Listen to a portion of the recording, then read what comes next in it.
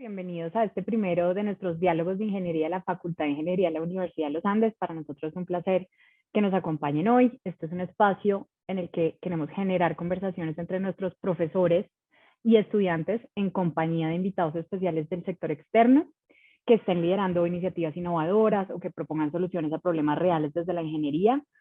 A veces estos temas o estos proyectos pueden ser un poquito polémicos, pero nuestra iniciativa de la Facultad de Ingeniería es un llamado sobre todo a aportar desde la academia con una perspectiva técnica a esos temas claves del país.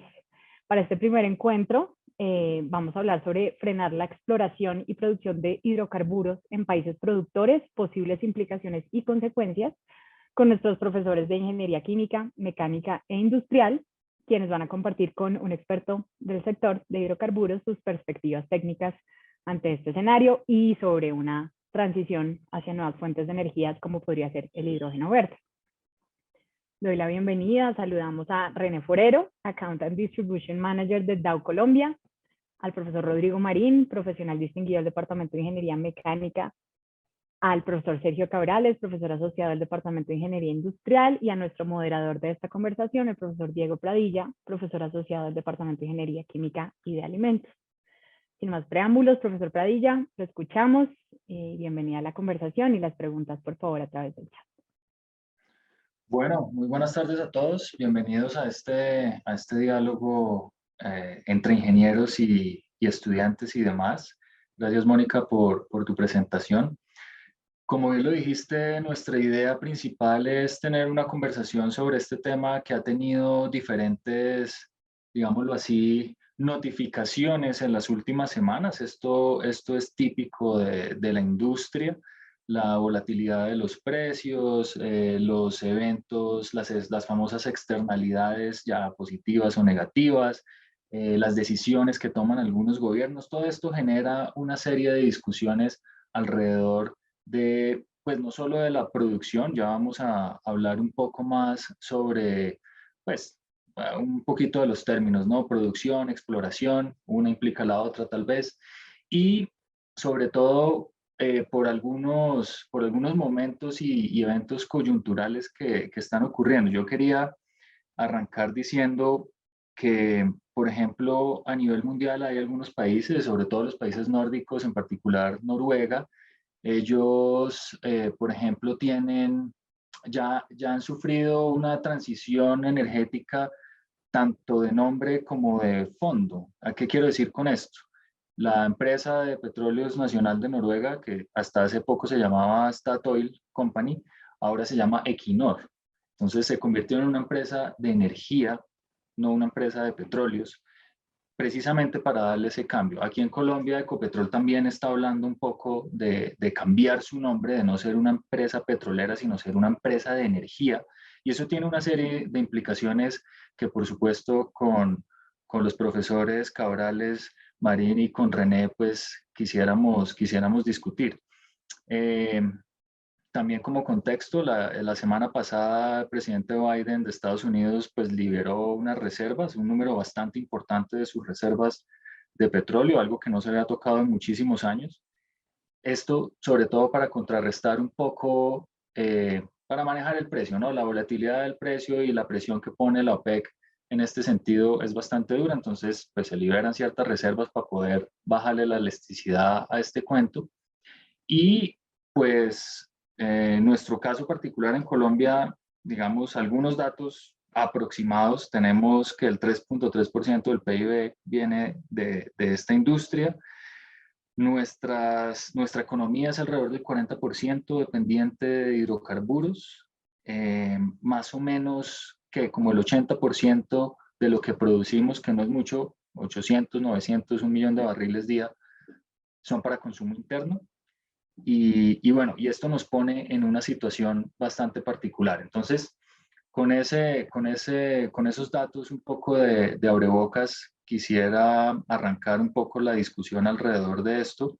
Y creo que la primera es el tema de transición energética. ¿Cómo lo vemos? ¿Qué opinamos sobre estos temas de transición? ¿Cómo vemos estos temas de convertirnos en una empresa de energía y no una empresa únicamente petrolera. Entonces, con la bienvenida nuevamente a René, al profesor Sergio, al profesor Rodrigo, y muchas gracias por la invitación.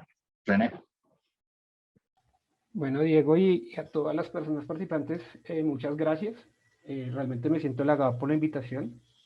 Siempre es agradable estar en estos foros y siempre he admirado mucho la participación de estudiantes y el hecho de uno transmitir informaciones es agradable, ¿no? Y aquí también quiero iniciar mi intervención y llevo 17 años en la industria química y petroquímica de oil and gas y hoy estoy aquí más como persona conocedora de petróleo, gas, petroquímica, más que representante de una empresa. Entonces todo lo que yo vaya aquí a comentarles o a opinar es más mi opinión personal de la experiencia que he tenido en los 17 años que llevo trabajando, simplemente eso. Yo cómo veo la situación, Diego, y es con todas estas cosas que generan demasiada a veces comentarios y a veces pensamientos que uno dice, ¿será bien, será mal? Simplemente yo me puse a analizar y dije, finalmente la transición energética de estos países que pueden ser productores, pero no usuarios, y que dependen de sus economías, desafortunadamente, tanto de petróleo, eh, es que ya la estamos viviendo. Eso es una realidad. En el 2011, más o menos 2010, 2011, Colombia tuvo su peak oil famoso, petróleo a $120. Colombia producía, alcanzó a hacer 1.100.000 barriles diarios de petróleo y perforábamos hasta debajo de las piedras, etcétera, etcétera. Desafortunadamente, esta es una economía que depende de mercados, de demandas, y siempre he dicho, nosotros debemos mirar la industria petrolera no solo como una generación o sea, o como una fuente energética, sino tiene que verse toda la industria como tal, desde el origen, transformación y venta de productos. Normalmente nosotros hacemos el análisis como que yo produzco 1.000.000 de barriles, a $100 me produce tanto. Esa es la primera situación. Pero si vamos a hablar de transformación energética y de que se está frenando la exploración, es un tema que ya venimos viviendo desde el año 2016. A hoy producimos no más de 800.000 barriles. Esa es la realidad. Hay un tema muy particular y hay que entender bien qué es una campaña de perforaciones de pozos A2 y A3, así que ahorita damos un poquito. Si vamos a hacer eso, Colombia casi que tuvo una reducción del 90% en ese tipo de exploraciones y lo mismo en sísmica. Entonces ya la estamos viviendo.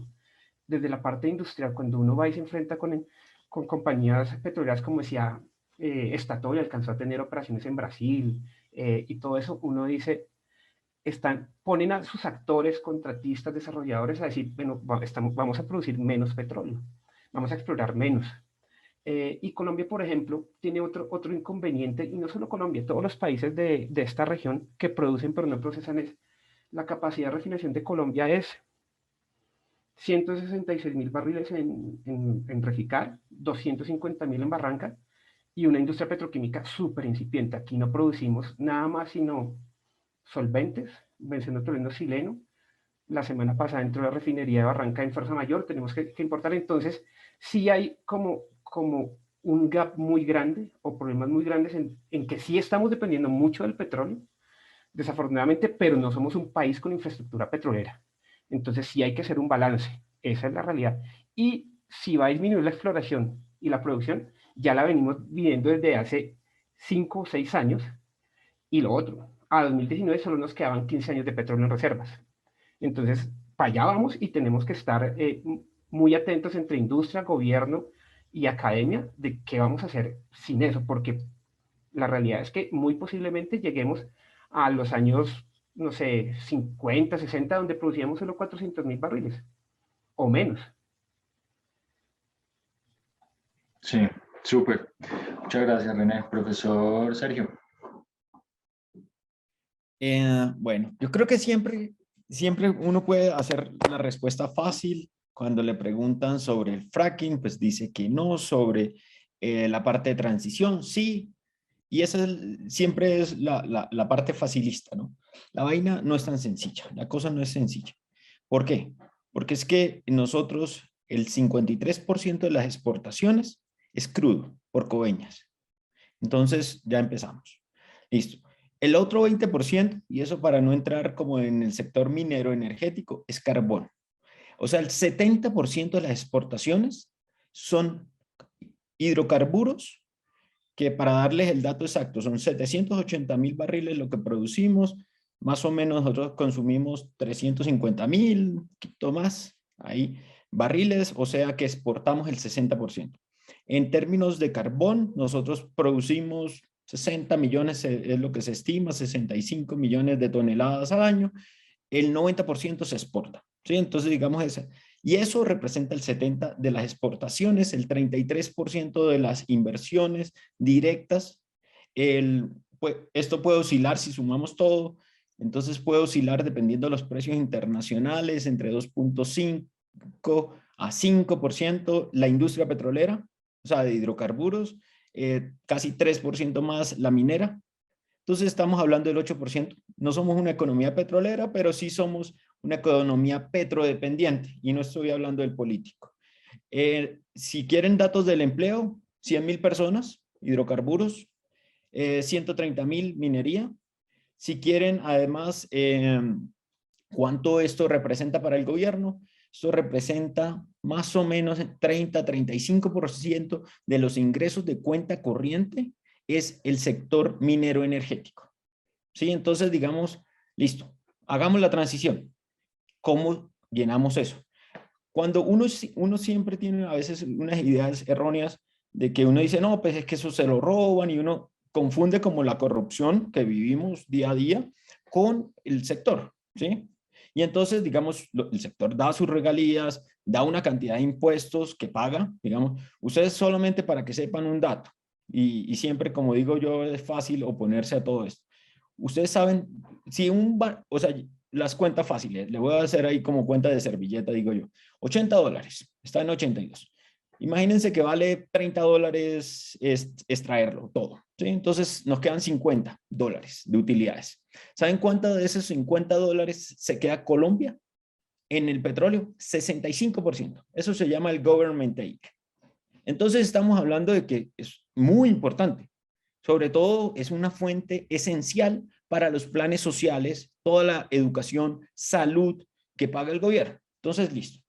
Dado como todo el contexto que tenemos, ahora sí, entonces uno dice, listo, hagamos la transición. Es que no quiere decir que tengamos que dejar de hacer lo otro, ¿sí? Listo, movámonos, está bien. O sea, vamos, hagamos parques eólicos, parques solares. Hay un punto bien importante, listo, transición. Nosotros no aportamos significativamente a los gases de efecto invernadero. O sea que nosotros podemos hacer lo que queramos, que no vamos a cambiar nada. Nosotros aportamos el 0.4%. Y la mayoría es cambio de uso del suelo y agrícola. El tercer renglón es transporte. El cuarto renglón es generación de energía. O sea que es más un problema de la ganadería extensiva, deforestación, que más un problema casi de emisiones en sí. ¿Sí? Entonces, digamos, listo. Entonces nosotros necesitamos limpiar nuestra matriz. Nuestra matriz es una de las más limpias. ¿Sí? 70% es hidroeléctrico. ¿Sí? Entonces generamos con agua, no contaminamos, básicamente. Pues hay unas emisiones por allá de metano, pero chiquiticas. Entonces, digamos, nosotros creo que tenemos que movernos hacia allá, pero tenemos que ser muy cuidadosos en cómo nos vamos a mover. ¿Sí? No es que esto de un día para otro vamos a acabar todas las cosas, porque ya les dije lo que implica en empleo, en todos los planes sociales. O sea, esto es una debacle si uno llega a parar esto. Miren que nosotros, miren lo poquito que exportamos. Póngale ahí un número, 400.000 barriles al día. Eso no es nada. Imagínense, la demanda del mundo son 100 millones al día. O sea, nosotros exportamos, producimos el 0.7% del mundo. Que si nosotros paramos, hacemos lo que sea, no va a cambiar el precio. ¿Sí? Entonces, ¿qué es lo importante? Pues nosotros tenemos que movernos a eso y mirar también como oportunidades. Cuando uno se hace esta idea de la transición, se abren oportunidades bien importantes que yo creo que no tanto ver como la parte negativa, sino verle como el otro lado de la moneda.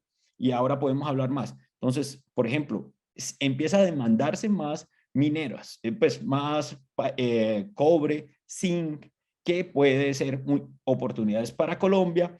La parte de renovables también es importante, la parte de de offset de carbono. Entonces, básicamente uno puede vender certificados de captura con reservas forestales.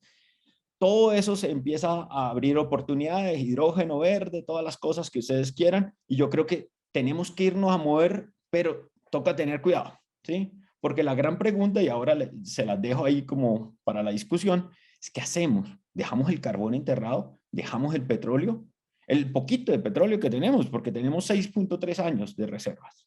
¿Sí? Tenemos 1.800, como 2.000 billones de barriles. Eso nos alcanza para 6. Entonces, digamos, la cosa no es sencilla de responder. Bueno, también hay el punto que usted acaba de mencionar, profesor Sergio, es en cuanto al tema de las reservas, pues la estrategia clásica para aumentarla sería tramitar todo el cuento de fracking o no, pero bueno, eso está por allá trabado en el Senado. Profesor Rodrigo. Sí, gracias. Un saludo a todos a los participantes y gracias por la invitación. Yo soy ingeniero mecánico, pero estoy metido en este asunto por un programa de posgrado en ingeniería de petróleos que tenemos aquí en la universidad.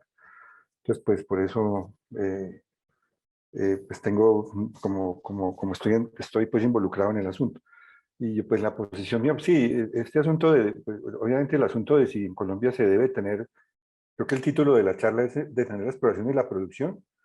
Pues de pronto pues la respuesta en los dos casos es un no, obviamente, bueno, decir, pienso yo que es un no. La exploración, de todos modos, en Colombia es muy pobre, la exploración ha sido tradicionalmente muy pobre. Si uno mira, la industria petrolera de Colombia tiene más de 100 años, y yo estuve, hace unos años yo miré en una base de datos pública que es del estado de Colorado, en Estados Unidos, del estatal, cuántos pozos de petróleo se han perforado en los últimos 40 años en Colorado, y eran más de 2 millones de pozos. En Colombia no se han perforado más de unos cuantos decenas de miles de pozos, algo así, de ese orden. La exploración en Colombia es supremamente pobre. Parte seguramente la razón por la cual las reservas son muy escasas. Falta exploración a gran escala, pues eso sucedió, los factores para que eso haya sucedido pues tienen que ver con asuntos de orden público, obviamente, el asunto que hubo, pues el asunto de conflicto interno que hubo hasta hace unos años, la geografía de Colombia, muchos aspectos. Y pues, no sé si una falta de política seria en ese caso, pero pues exploración ha sido pobre de todas maneras, y la producción, pues detener la producción, sí, francamente, eso no tiene nombre, eso sería terrible, eso es como decir, como la enfermedad para un diabético es que no coma más, o sea, eso, sí, el remedio para que una persona diabética se mejore es que no coma más, o sea, eso es absurdo. Sinceramente, es decir, yo quiero aclarar una cosa, yo estoy de acuerdo con que el petróleo hay que reemplazarlo como fuente energética, sí, eso hay que hacerlo, eso es un sí absoluto, pero la realidad es que esa transición no va a tomar, eso va a tomar mucho tiempo, pues va a tomar un tiempo sustancial, ¿sí? Sobre todo en un país como Colombia, esa transición que nos menciona Diego, que están haciendo países como Noruega o Alemania, que propuso una transición más o menos como a 30 años o 40 años, algo así, pues estamos hablando de países supremamente avanzados en el sentido de, primero que todo, de cumplir con políticas públicas, ¿no? Lo que dicen lo cumplen más o menos, nosotros no somos así. Y un país pues que está, pues que a Colombia le cuesta más trabajo eso. Entonces, eso no, digamos, el remedio no es ese. Y está el otro aspecto que ustedes mencionaron, el aspecto de la dependencia económica de Colombia en cuanto a petróleo, pues es inmensa. Es muy grande, como Colombia no es un país petrolero, pero tiene una economía petrolera o petrodependiente, como la puso Sergio, yo creo que es el mejor término, tal vez porque economía petrolera es otra cosa, ¿no? Entonces, la dependencia es inmensa y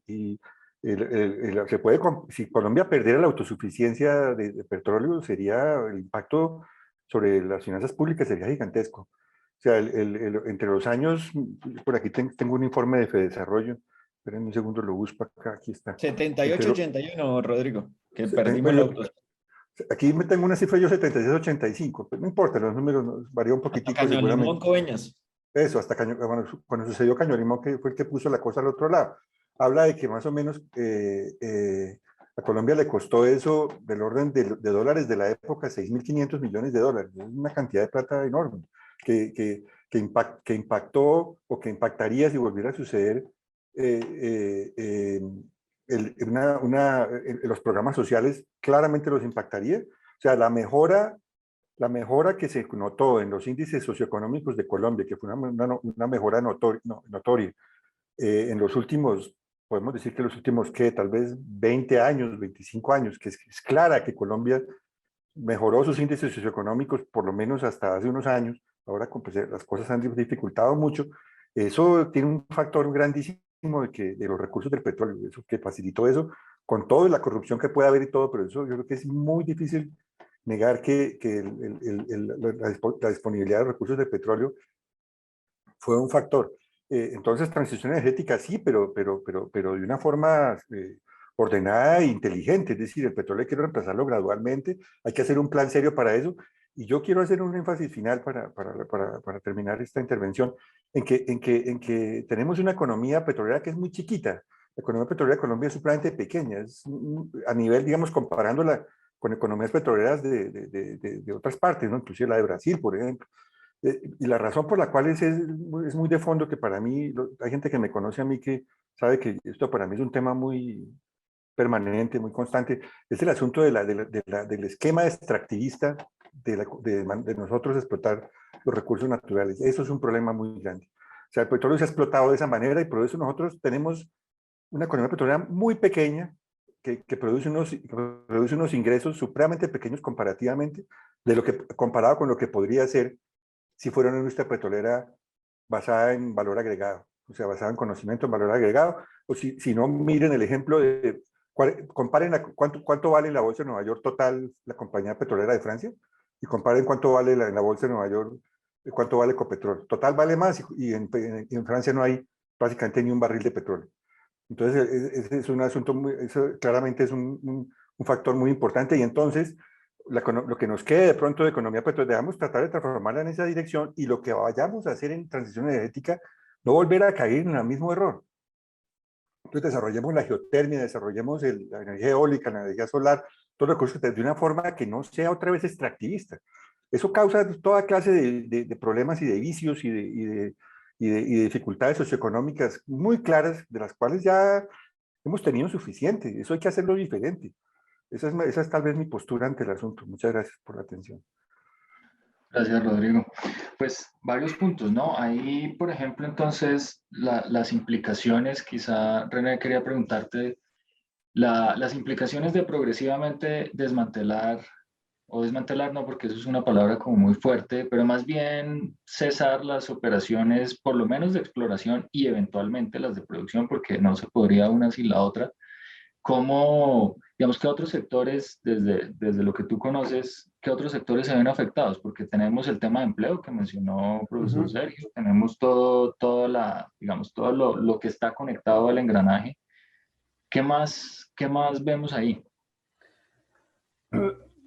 Es que ahí yo comienzo a pensar y veo mis épocas de perforador, ¿no? Ahí, y lo hablo desde el punto de la experiencia de cuando trabajé perforando pozos en América Latina.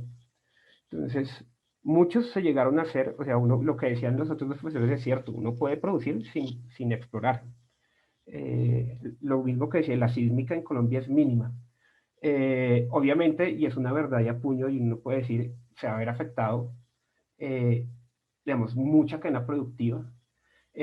Digamos, si vamos a hacer eso, y es un tema que tenemos que balancearlo. Uno de los grandes sectores de Colombia,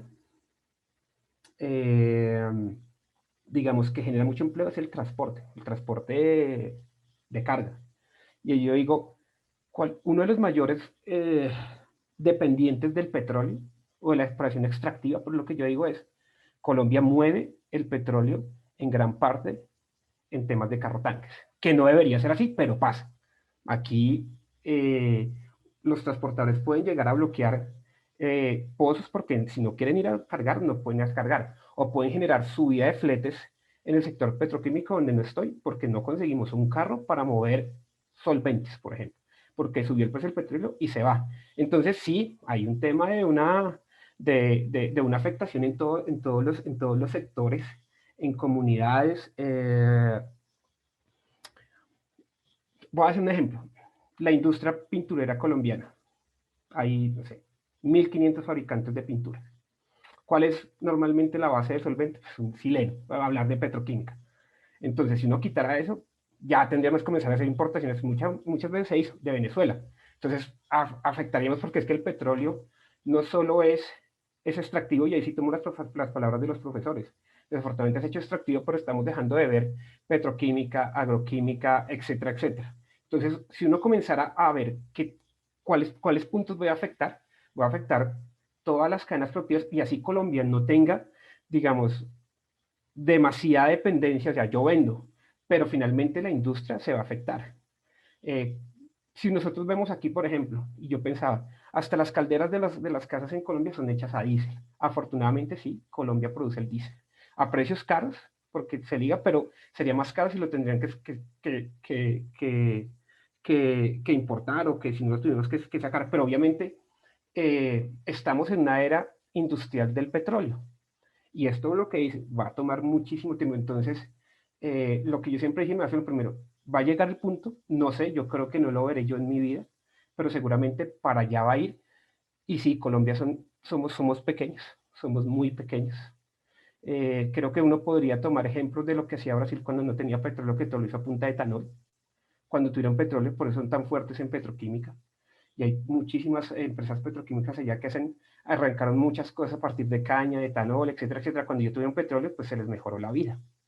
Pero obviamente sí es lo que digo es, desafortunadamente es blanco y negro, es la realidad que vivimos, y se afectaría todos los sectores productivos, pero es una realidad que en algún momento vamos a vivir para allá. O sea, en algún momento, no sé si mis hijos o mis nietos lo van a ver, pero va a pasar. Ojalá en menos tiempo, pero sí, estos son temas de bastantes años.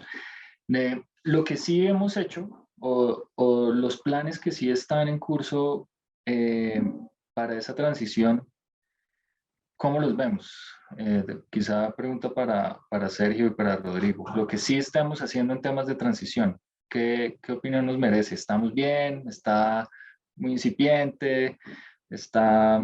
¿Cómo la vemos? Un comentario antes de la respuesta Sí, claro. con respecto a lo de Rodrigo. Yo creo que nosotros no tenemos que buscar la extracción per se del petróleo, del gas, del carbón, y que tengamos una economía extractivista. Eso no debe ser el objetivo. Siempre eso debe ser un medio pues para volvernos competitivos, para tener carreteras, puertos, aeropuertos, y que no nos salga tan caro producir las cosas. Entonces, digamos, yo creo que nunca hay que pensar que como vecinos de nosotros, que lo único es que vamos a vivir de la renta y eso es el único objetivo.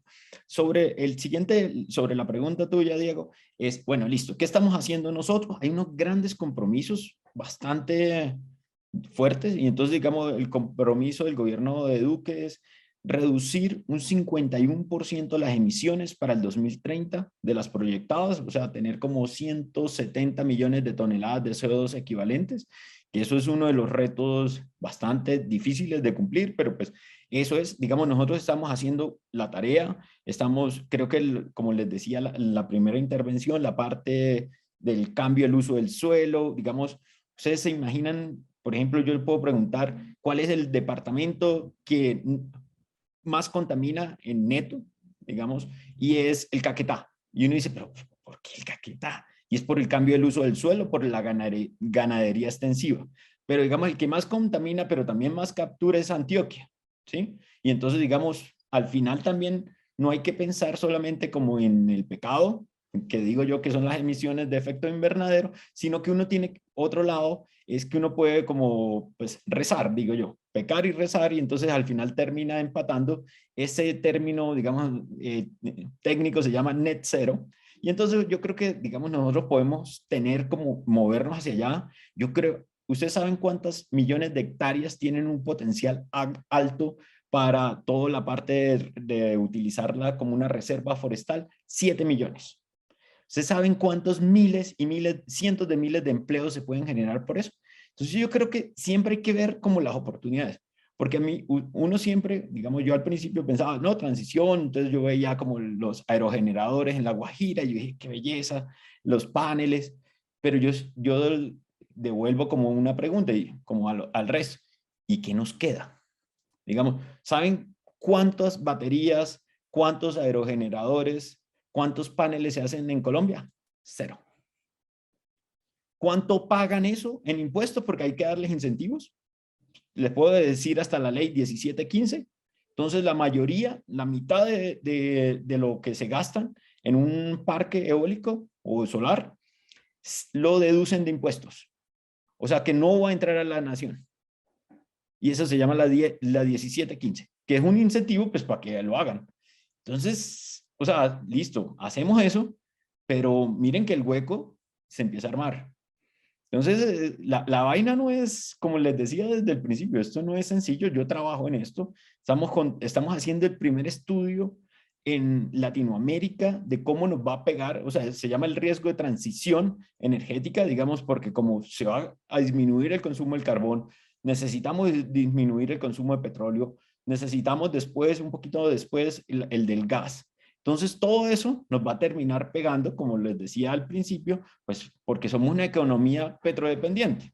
¿Sí? Digamos, muchos de los recursos que para los planes sociales, educación, salud que necesitamos, pues en Colombia, pues vienen de ahí. Entonces, es bien interesante, pero yo creo que, o sea, el reto y nosotros desde la academia, pues eso es lo que tenemos que hacer, no meternos con tintes políticos ni nada de esas cosas, ni con pasiones, sino analizar desde el lado técnico cuánto es el impacto, qué es lo que va a pasar y también verle el lado positivo, las oportunidades, como les decía. O sea, esta vaina, si nos ponemos a ver que se nos va a acabar el petróleo, que necesitamos hacer una transición, pues nos sentamos a llorar, ¿sí? Pero ¿y el resto?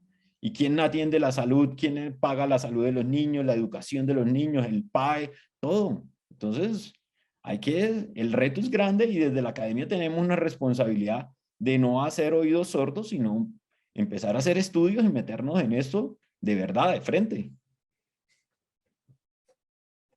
Bueno, sí, de nuevo, siguiendo con el asunto de lo que, por ejemplo, lo que mencionaba Sergio de los paneles solares y todo esto, sí, o sea, yo les pongo un ejemplo inmenso, un ejemplo que me parece a mí trágico, el ejemplo de la mina del Cerrejón, y de esta mina de cielo abierto del Cerrejón que lleva operando, yo soy suficientemente viejo para acordarme cuando se empezó a operar en 1980, el gobierno de Turbay Ayala. Me acuerdo mucho, muy controvertida la cosa, y pues la mina lleva produciendo 30 años, 40 años casi, más de 40 años, perdón, continuamente, produce un carbón razonablemente bueno, no es el mejor carbón del mundo, pero es un carbón bastante bueno. Además es una mina de cielo abierto que es sustancialmente más fácil de explotar que una mina de esas en la que hay que bajar 3 kilómetros o algo así al socavón a sacar, que son muy peligrosas y más costoso. Y yo me pregunto una cosa, ¿por qué La Guajira es un departamento tan paupérrimo y tan corrupto y tan pobre? Es decir, eso parece un pedazo de África. Qué pena con las personas que son de La Guajira, no quiero ofender a nadie, si aquí hay alguien en la audiencia, pero es terriblemente, esa mina está ahí y afuera es de esa manera. ¿Qué es lo que pasa? Todo el mundo ha escuchado el asunto de la sed de las personas que se falta de agua en La Guajira. Adentro de la mina, en el campo de la mina hay una cancha de golf y hay piscina.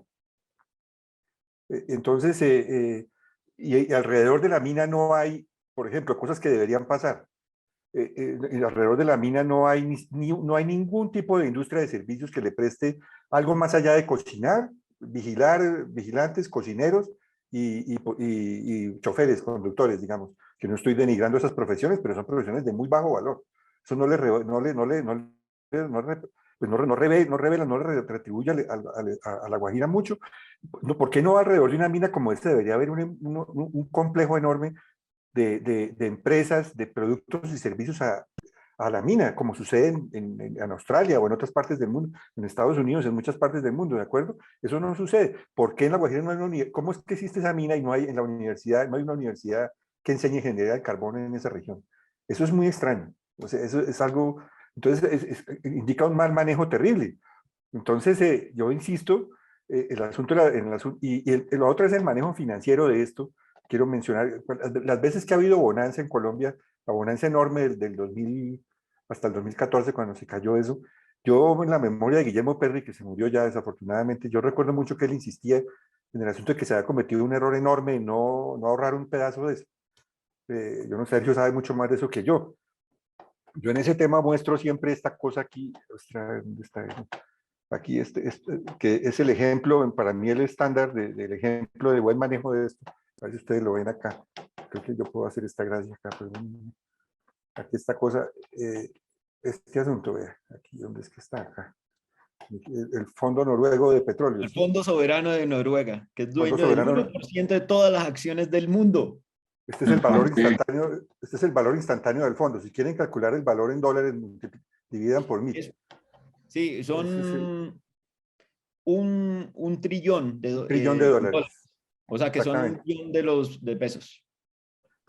Exactamente. Ellos tienen eso, la manera como ellos formularon eso, esta imagen de esta niña tan bonita es muy a propósito, porque creo que en la Constitución noruega, entiendo yo, quedó consignado que esto del petróleo, la riqueza petrolera que ellos encontraron en el año 70 y pico, debe beneficiar, eso, que los dueños de esa riqueza no son solamente los que estamos vivos en este momento, sino que los dueños tienen un derecho a beneficiarse de eso varias generaciones para adelante, los que no han nacido. Entonces, esa manera de pensar, pues es una cosa que a uno le parece marciana, ¿no? Una cosa, entonces, ese tipo de cosas de cómo se maneja esa riqueza, ahí hay un elemento grandísimo con toda seguridad. Perdón, yo quito esto. Y entonces, de nuevo, yo insisto en el asunto de que el manejo debe ser muy diferente, un manejo hacia a futuro basado en una economía no extractiva.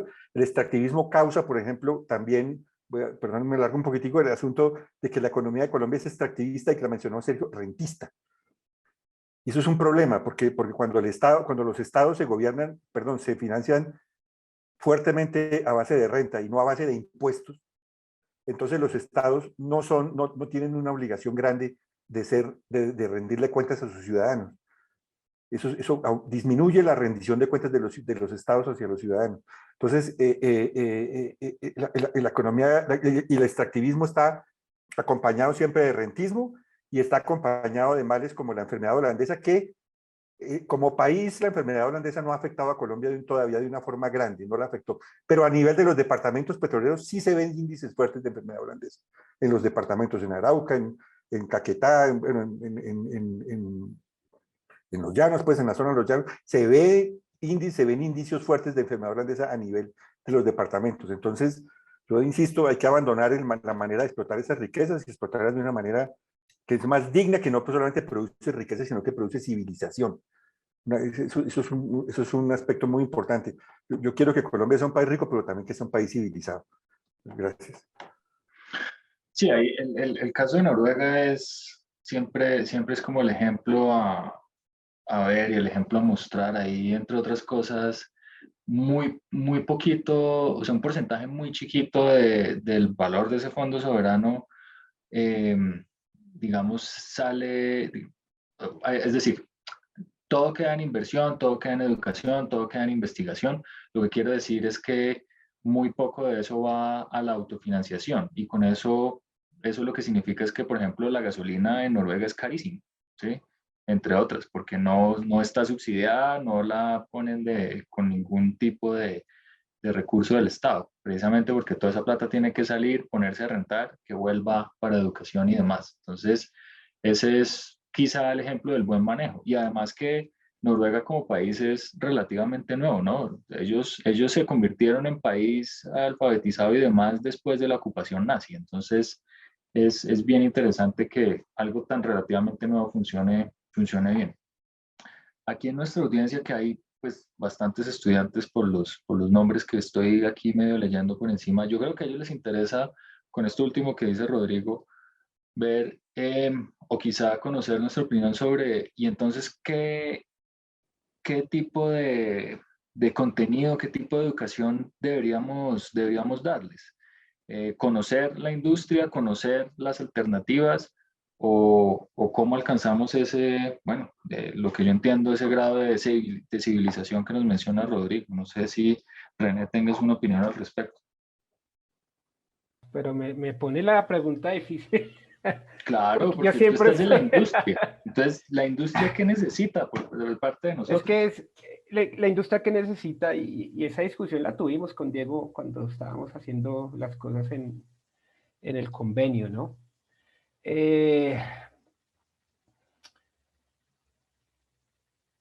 Es muy bonito estar en la universidad. Yo siempre dije que siempre, pucha, la mejor parte de mi vida, yo creo que estuve en la universidad. Uno siempre tiene que ser, o uno siempre es como pasional e idealista, ¿no? Entonces uno quería diseñar el mejor proceso, hacía torres de destilación súper ideales y decía que iba a estar el de limoneno de las cáscaras de naranja. eh, por, cosas de ese estilo, o siempre me va a robar, algunos recuerdo que el profesor me dijo, pero normalmente siempre he sentido que cuando uno sale de ese mundo tan bonito que es la universidad, se pega una estrella brutal. La primera sensación que uno tiene en un país como Colombia. Entonces, voy a decirlo, tal vez de la universidad donde vengo es más fuerte, soy ingeniero químico de la Nación, entonces sí se sentía, o siempre sentí, que hay una desconexión muy fuerte entre, lo hablo por la parte personal como siempre, eh, entre lo que uno vive como estudiante en un momento particular y cuando sale a esta vida real, profesional, marcada por temas de tendencias de consumo. Esa es una realidad de la industria. Todo va a estar definido por temas de consumo. Aquí el problema, yo siempre he dicho, el problema no es del petróleo, el problema no es plástico, el problema no es de la energía eólica, el problema es de nosotros como consumidores, ¿cierto? Y de cómo se va a entender estas tendencias. Entonces, por eso, hace 20 años, cuando yo calculaba una torre de destilación, lo que me interesaba era el ahorro energético y la productividad, un intercambiador de calor. Ahora uno que busca, no, al intercambiador de calor, ahora yo le voy a buscar la huella de carbono, voy a hacerle el cálculo para lo que hablan ahorita, que esto se puede vender de unos bonos, voy a hacer un reciclo energético aquí, pero finalmente pues, es la misma teoría. Entonces yo siempre he dicho que los estudiantes deben entender mejor las tendencias hacia, sobre todo para cuando salgan y se encuentren con la vida real, ¿cierto? Entender por qué una empresa decide invertir miles de millones de dólares, voy a dar un ejemplo, en hacer que una molécula haga que el pelo se les haga, se llama curly, y es porque simplemente eso se va a vender más. Y muchas veces uno no comienza a entender eso y es eso, es tener más claridad de todo eso que van a vivir afuera, pero entendiendo que finalmente lo que va a jalar en la industria química, petroquímica, que es de donde yo vengo, es las tendencias de consumo de las personas. Yo creo que ahí es entender hacia dónde va este tema. Y si lo vamos a ligar al tema de petróleo y gas, yo digo, hay que entender que, siempre lo he dicho, hay que entender que el petróleo y gas no solo como fuente energética, sino como fuente de materia prima para producir derivados. Y todos los derivados, hasta el diseño de una pintura, el diseño de un colchón de la casa, el diseño de refrigeración ahora en neveras va a depender de todos los subproductos que vengan del craqueo de gas y petróleo, porque eso depende, no sé, 60-70% de las materias primas que finalmente se van a volver en un producto usable, ¿no? Va a tener un mercado que finalmente la gente va a comprar. Entonces es entender hacia dónde van esos mercados y se van a poder adaptar más fácil hacia allá. Si hay tendencias de megaconsumo, seguro. Está cierre de ciclos productivos, reducción de huella de carbono, disminuir peso en cualquier material, sea plástico, metal, hacer los motores mucho más eficientes, porque finalmente es hacia dónde van las tendencias, pero pues, va a tomar tiempo. Yo creo que ahí lo que siempre he dicho es que tenemos que ser un poco más realistas para que cuando salgan a esa vida real, tengan un proceso de adaptación más sencillo.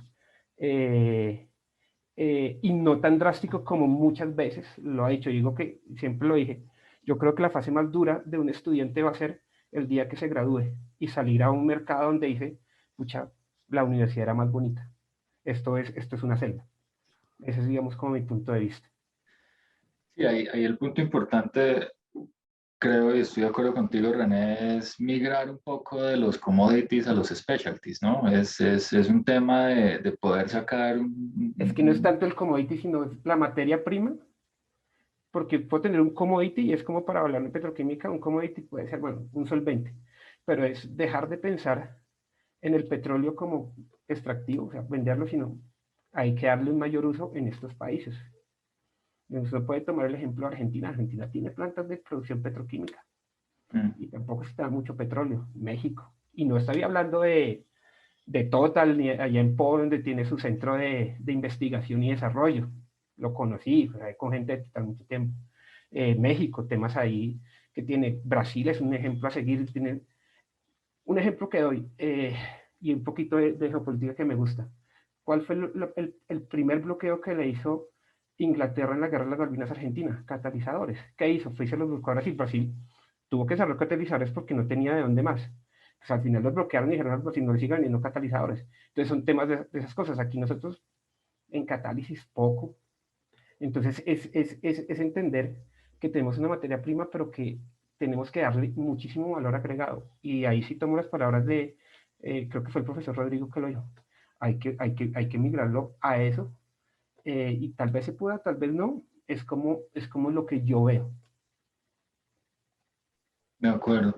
Ahí entonces podemos unir eso con un par de preguntas que nos están haciendo en el chat y es, listo, si vamos a hacer esa, no ese tipo de transición energética, sino de transición hacia productos especializados, pues es claro que necesitamos aumentar las reservas. Entonces ahí viene todo el tema del fracking. ¿Será que nos metemos en ese cuento o no? Em, ¿Lo podemos hacer de una manera ambientalmente segura, responsable? La pregunta es Y para mí. no, la Hay que, pregunta es para todos, no, sí, bueno, no, mira, por sí, supuesto. sí, sí. Una petroquímica o una empresa petroquímica va a necesitar craquear o nafta, ¿cierto? Para producir, o voy a necesitar producir gas, ¿cierto? Voy a tener que necesitar gas. Hay que ver la capacidad de la petroquímica. Obviamente, si uno hace una operación de fracking, uno puede aumentar brutalmente el tema de sus reservas de gas. Pero yo digo, alguien estaba aquí en una operación de fracking, ¿la conoce? ¿Cómo se hace? ¿Cuántos millones? Yo hice operaciones de fracking en el campo más grande del mundo que se llama Vaca Muerta. Entonces, vi la monstruosidad que es y yo digo, Colombia, lleva el Pozo de la Luna, ¿lo conocen? El Pozo de la Luna está perforado hace, no sé, 5 o 6 años. Dicen que tiene, hicieron el pozo transversal, uno lo curve ahí. Yo creo que ni siquiera está contratada la cantidad de arena, ni están los equipos. Entonces, digamos, eh, hay que ser realistas en hacia dónde van con esos procesos. Hace 10 años trabajé en la segunda mayor empresa de servicios petroleros del mundo, que es la mayor empresa que hace fracking a nivel global. Y no pudo, no se han puesto de acuerdo. Entonces, yo todavía me pregunto, pero René Forero lo hace. ¿Realmente será que las reservas de fracking en Colombia sí son las que dicen tener? No sabemos. Exacto. Entonces, hasta que uno no rompe y no sale, yo le digo, los geólogos con los que yo hablo en Ecopetrol, ahí es casi cuacama, no, perforemos aquí, perforemos aquí, agua, agua, agua. Entonces las inversiones son muy grandes, entonces uno decía, sí, nosotros sí tenemos cómo hacer petroquímica.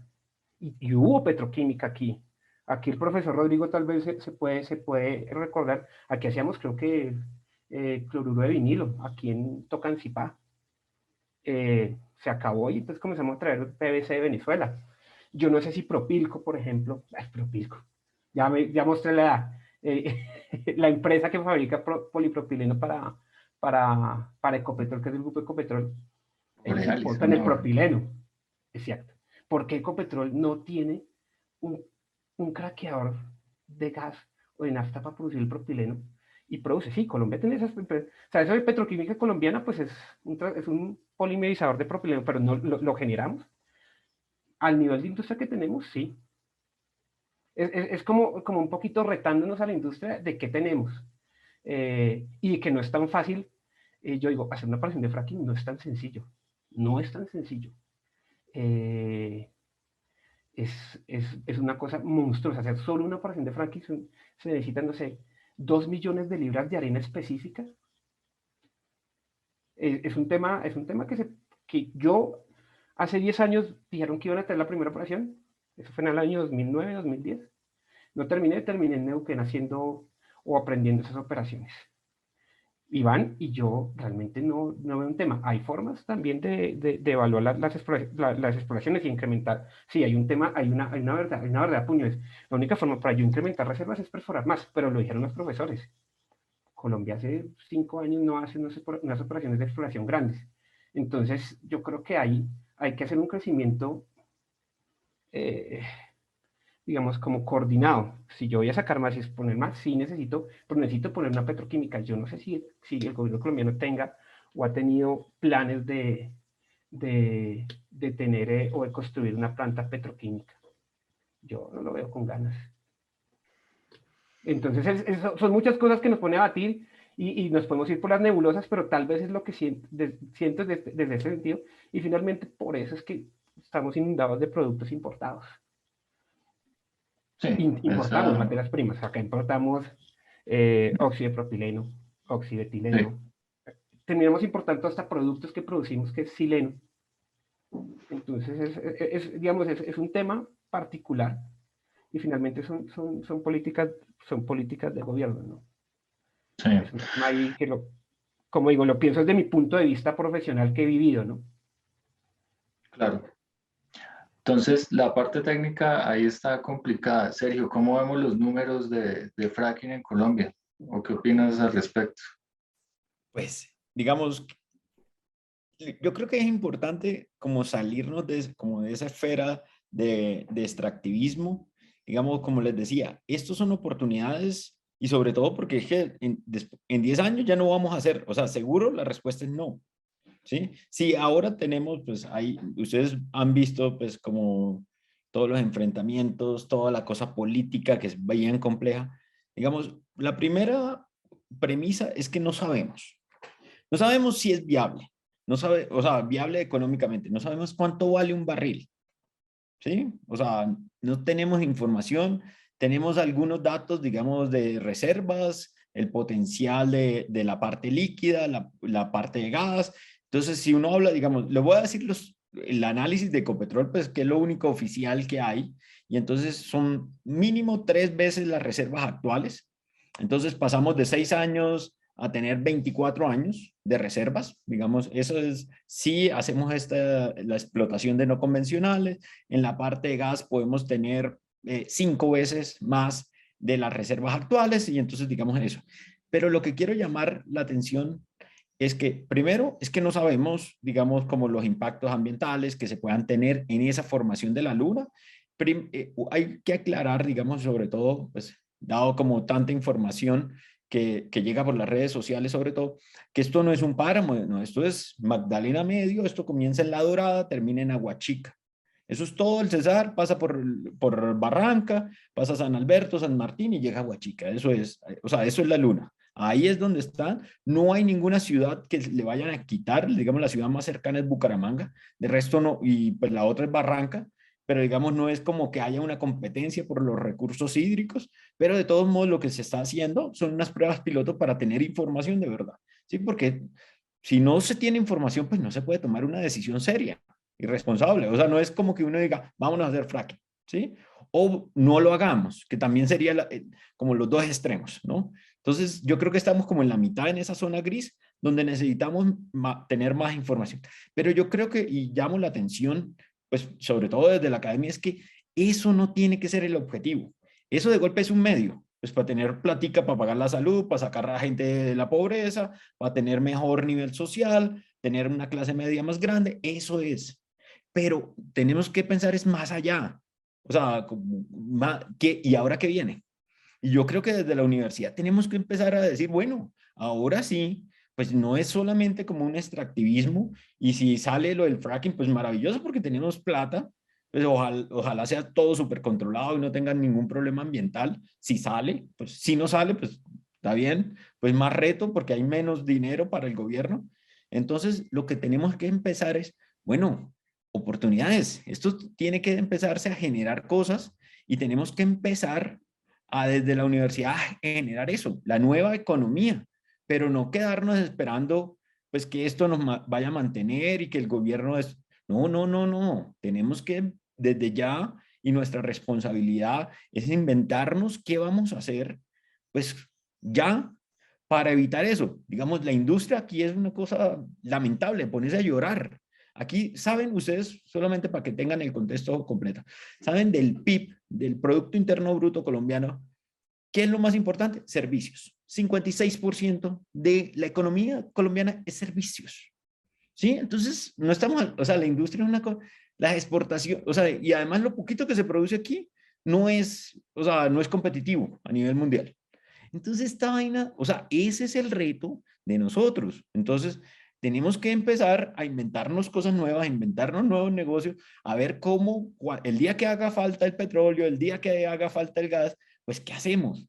Puede que sea hasta el turismo, puede que sean call center en el eje cafetero, pero hay que inventarnos, o sea, y tener como esa mentalidad abierta, salirnos de la cajita y empezar a hacer negocios, programación, todos esos parques, diseñar software, todo eso es lo que tenemos que hacer, o sea, empezar a hacer cosas y abrirnos a eso y dejar esto como ya parte del pasado, como parte, esto es el insumo financiero para hacer una transición, de verdad. O sea, digamos, mi idea siempre es como, no dejemos esto enterrado porque pues no tenemos dinero de otra fuente, como les decía, la parte de renovables, pues no es que nos vaya a mantener, ni vaya a pagar la salud de cualquiera, ni el CISBEN de cualquiera.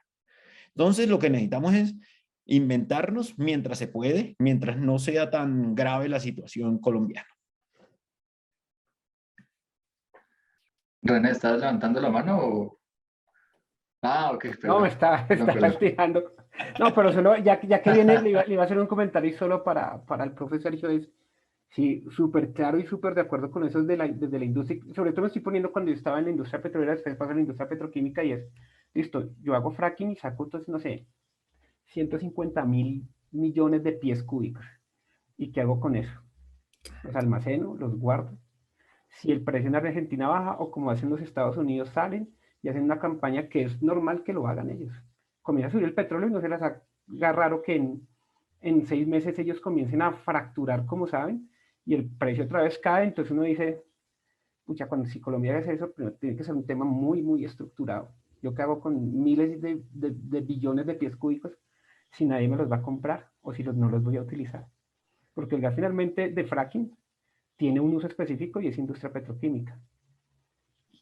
El gas de fracking se lo inventaron para dejar la dependencia del gas asociado de Medio Oriente. Esa es todo el meollo del asunto, hablando un poquito de geopolítica. Los gringos se inventaron los crackers. Pero René, si el fracking fuera tan malo en Estados Unidos, no lo hicieran Claro, dentro de Estados Unidos, ¿no? claro, Claro, por Cortamos de esa favor. discusión. claro. No, el fracking. Pero Mire, es yo le cosa digo, así, sí, No, el el fracking, fracking. mire, O sea, es que no está diciendo, sino no. claro, o sea, yo no puedo como ingeniero químico decir, pucha, el fracking es un tema, no, vamos a decirlo, como proceso, le estamos dando un uso a un recurso que estaba perdido, que dejó de ser muchas cosas y finalmente terminó siendo un uso o una materia prima diferente. Pero pues obviamente son temas geopolíticos y pueden ser debatibles y muchas cosas, pero con ello pues, ellos pueden controlar los precios internacionales. Lo vivimos en el 2016 más o menos, cuando comenzaron las campañas absurdas, hicieron caer los precios del petróleo. Los gases y el gas de proceso que se utilizan en las empresas petroquímicas en Estados Unidos, mucho es proveniente del gas de fracking. Mira, el fracking es un asunto, eso, ahí está el recurso. Si hay dudas, claro que hay dudas. La comisión de expertos que contrató el gobierno, el actual presidente, en primer fue una buena cosa. Ese informe claramente muestra, primero que todo muestra el impacto económico que tendría si fuera cierto lo de las reservas que hay. Sería un impacto económico que Sergio lo debe conocer mucho más que yo, muy sustancial, si se explotaran esas reservas de fracking de una manera lucrativa. El asunto todo este asunto de los riesgos del fracking, pues claro que tiene riesgo. Sí, pero si usted se pone a mirar cuántas operaciones de fracking se han hecho en el mundo, cuántos trabajos de fracking se han hecho en el mundo como los que usted tuvo la oportunidad de hacer como ingeniero de Halliburton, pues, sí, Entonces, eso es un número pequeño. Y es que, mire, eso, sinceramente, eso no es un asunto de ser uno, ¿cómo se dice?, del partido socialista o ser del partido, no sé qué, más derechista que usted quiera, ¿sí? Eso es un asunto de leyes de la física y leyes de la geología, y es así de sencillo. O sea, afortunadamente eso se entiende muy claramente. La tecnología de fracking está estudiada y está, ¿cómo se dice?, está pues entendida de una forma que le falta, seguramente le falta, conocimiento es infinito, pero se sabe muy bien cómo es la cosa. Es decir, y hay principios muy claros de cuándo se debe hacer eso y cuándo no se debe hacer. O sea, uno no debe hacer fracking a 1 kilómetro de un acuífero. Usted no debe hacer fracking a 1 kilómetro de una falla geológica, etcétera, etcétera, etcétera. El asunto del agua en Colombia no es un problema. Colombia es un país con una cantidad de agua bastante grande. La región donde están los recursos de fracking no son una región en la que genera una tensión grande de agua. Eso no es verdad. Entonces, esa reserva hay que hacer por lo menos los pilotos. Es que negarse aunque sea hacer el piloto, eso ya no es, eso es necedad. Yo no sé cómo más llamar eso. ¿Sí? Entonces, ese es un asunto, claramente, para responder esa pregunta. En cuanto a lo otro, el asunto que mencionaban ustedes de las universidades y esto, mire, desde la universidad pues debemos es hacer caer a los estudiantes en cuenta de lo que realmente pasa y de cómo ellos pueden contribuir a tener un mejor país. Sí, que es por ejemplo, en nosotros en la universidad nos falta un esfuerzo grande en promover el emprendimiento, eso es fundamental. Sí, en cuanto al espíritu de emprendimiento, que es el que en últimas genera gran riqueza, ¿no? O sea, Steve Jobs fue un emprendedor, ¿no? No fue un empleado, etcétera, etcétera, etcétera, ¿no? Ese espíritu de emprendimiento falta altísimo. Y segundo, en cuanto a lo que decían ustedes, por ejemplo, la visión de la industria que dice René, eso es terrible, es porque la industria en Colombia es así. Usted trabaja para Dow, que es una empresa multinacional enorme fundamentalmente, me perdona si la estoy sobresimplificando, de plásticos, entiendo yo. Hacen muy cantidad de cosas enormes, cosa tremenda, pero mire, Dow tenía un laboratorio muy bueno abajo aquí en la cerquita, que lo cerró, ¿no? Pero a lo que voy yo con eso es que prácticamente todas las empresas multinacionales en Colombia son comercializadoras, realmente son el ejercicio principal de las empresas en Colombia, las multinacionales grandes, industriales, mundiales, son vender productos. Es una oficina de ventas con unos ingenieros que ayudan a que sea, y técnicos que hacen que esa venta se haga bien, de cierta manera, correctamente técnicamente. Eso es muy pobre. Entonces, ¿por qué? Y eso va a lo siguiente. Dow no opera de esa manera en Brasil, por ejemplo. En Brasil no opera de esa forma. Dow es una empresa americana, ¿no? Dow no opera de esa manera en Brasil, no opera de esa manera en Alemania, no opera de esa manera en Francia, no opera de esa manera en Japón. En Francia es otra cosa, en Alemania es otra cosa. En Brasil debe tener un laboratorio grandísimo, me imagino. Estoy seguro que lo tiene, donde desarrollan productos, etcétera, etcétera, donde efectivamente se genera una actividad de mucho más alto valor. Mucho más alto valor. ¿Por qué es eso? ¿Por qué sistemáticamente General Electric funciona de esa manera en Brasil, otra vez que es un país de tierra caliente como Colombia, pongámoslo en esos términos? Y aquí en Colombia funciona como una oficina de ventas también, quizás eso es lo que es. ¿Por qué razón? Lo voy a decir por qué. Porque las reglas del juego que nosotros les ponemos son esas. Esas son las reglas del juego. Y entonces ellos hacen caso a las reglas del juego. Si aquí las reglas del juego de este país son estas, pues la juego así. Las reglas del juego en Brasil, o en Alemania, o en Francia, o en Italia, o no sé dónde más son estas, pues entonces la juego así. Que otra vez pongo el ejemplo de Noruega, cuando descubrieron el petróleo, ellos conscientemente se propusieron asociarse con empresas extranjeras, pero en igualdad de condiciones, en el sentido de transferencia de conocimiento y de que no se iban a asociar con un esquema extractivista, sino que ellos iban con el tiempo a ser mejores o iguales que los que estaban contratando, lo cual sucedió. Entonces, a lo que voy yo con eso es que esa relación con las empresas debe cambiar. En el buen sentido, no hay que volverse enemigo de las empresas como proponen de pronto por ahí, sí, de pronto vertientes políticas locas o cosas de ese estilo. Sí, sí, no se trata de eso. Lo que se debe hacer es cambiar la relación en el sentido de que las empresas operen de una forma que genere más valor para Colombia, más dignidad para Colombia, más valor, más riqueza.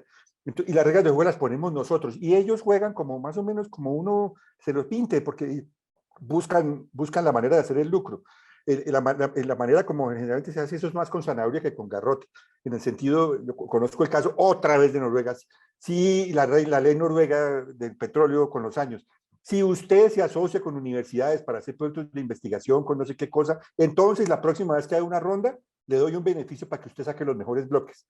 Por ejemplo, cosas de ese estilo, ¿sí me entiende? O sea, es más zanahoria que garrote, pero las reglas las ponemos nosotros. Y finalmente, ya para cerrar, hay una palabra mágica en todo esto, mágica, o más que mágica, eso no, yo no quiero poner esas palabras sobrenaturales, sino esencial y absolutamente fundamental, política pública. Todos los países del mundo, sin excepción, que hoy en día tienen una economía industrial rica y que son países con un sistema socioeconómico, sociopolítico deseable para Colombia, o sea, de alto nivel, digamos, de sofisticación y de desarrollo y todo, son países que tomaron la decisión de que les iban a ganar la vida de esa manera, no de forma extractivista y rentista, sino de manera industrial, de valor agregado. Fue una decisión de política pública consciente y deliberada. En Colombia no tenemos eso, hicimos lo contrario, lo que decía René, la desindustrialización de Colombia. Cuando yo era un pelado en Colombia en los años 70 y a comienzos de los 80, por ejemplo, en Colombia en Colombia desapareció Simesa, Sidelpa, una cantidad de ciudades que desaparecieron. En Colombia había 2 fábricas de llantas, había una de Goodyear y otra de la otra empresa que no recuerdo el nombre, Icollantas, se llamaba aquí en Colombia. Sí, había una planta de Michelin en Cali que la cerraron hace poco. Cerraron hasta una fábrica de chicles hace poquito. Sí, señor, profe. Se fue la fábrica de esta cosa, se fue la CCA de Colombia, etcétera. Creo que tenemos que cerrar ya, según veo a Mónica con ese afán, perdóneme. Entonces, Colombia se desindustrializó por la decisión en los años 90 de la bendita, ¿cómo se llamaba eso? Apertura económica. Apertura económica. Eso fue fatal. El campo colombiano es paupérrimo, absolutamente paupérrimo. El campo colombiano produce, semejante campo que tiene Colombia, produce menos del 3% del Producto Interno Bruto de Colombia. Yo personalmente he comprado latas de maíz en el Éxito, importadas de Francia y de Tailandia. ¿De en serio? ¿Importando maíz de Francia? Me da pena, pero el maíz no es autóctono de Francia ni de Tailandia, es de América. Sí, mentira, en particular de esta zona. O sea, nosotros tenemos una cosa paupérrima, la agricultura de Colombia es una agricultura completamente feudal prácticamente y debe transformarse en una economía en una agricultura industrial. Eso es lo que tenemos que hacer y eso le corresponde, señores estudiantes, es a ustedes, que por leyes de la biología les va a tocar tomar el poder en este país dentro de unos años, no a nosotros ya, bueno, a algunos de ustedes todavía están jóvenes, yo no. Sí, en ese sentido, transformen eso. No cometamos el mismo error, niéguense y cambiemos las cosas para que nos ganemos la vida de una forma diferente que nos va a beneficiar a todos. Muchas gracias. Bueno, pues el tiempo en televisión es corto y Mónica nos está haciendo caras, entonces nos va a tocar sacar una segunda parte porque justo cuando se puso bueno nos toca cerrarlo, pero les agradezco muchísimo la invitación, la participación, toda la charla. El mensaje para nuestros estudiantes aquí recogiendo lo que los 3 dijeron lo quise resumir como en 3 palabras y son especializarnos, ahí hay puntos de generación de valor, política, nos toca estar, no en la política, sino en temas de políticas y de regulación, y una relación un poco más cercana para conocer todos estos temas. Nuevamente, muchas gracias por esta charla tan amena y tan interesante, y Mónica, nos debes la parte 2 del evento. Claro que sí, esto es un espacio abierto a todas estas sugerencias. Los invitamos a enviarnos también sus comentarios a través de redes sociales de qué otros temas son importantes que dialoguemos con nuestros profes, con invitados de la industria. Gracias también a René por acompañarnos como representante externo en esta conversación. Y pues bueno, sigan la agenda de nuestras próximas charlas en la página web de ingeniería.uniandes.edu.co y en nuestras redes sociales nos encuentran como @ingenieriauniandes. Muchas gracias, profes. Y René, hasta la próxima. Hasta luego, muy amables. Bueno, que estén muy Hasta bien. luego, Chao. muchas gracias, un placer, que les vaya muy bien. René, gracias, Sergio, gracias, Rodrigo, gracias, adiós. Con mucho gusto a ustedes.